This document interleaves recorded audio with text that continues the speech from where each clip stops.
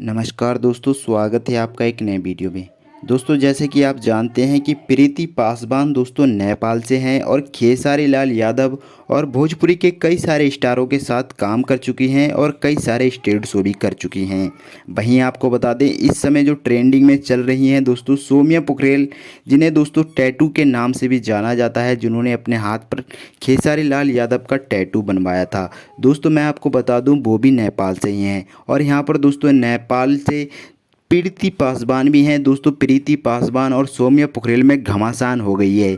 दोस्तों एक लाइव आकर सौम्या पोखरेल ने दोस्तों माफ़ी मांगी है प्रीति पासवान से और दोस्तों प्रीति पासवान भी बहुत ज़्यादा रो रही थी, क्योंकि दोस्तों सौम्या पोखरेल ने कुछ ऐसा कर दिया था प्रीति पासवान के लिए और दोस्तों कुछ ऐसा कह दिया था जिससे दोस्तों प्रीति पासवान का बहुत ही दिल दुखा था।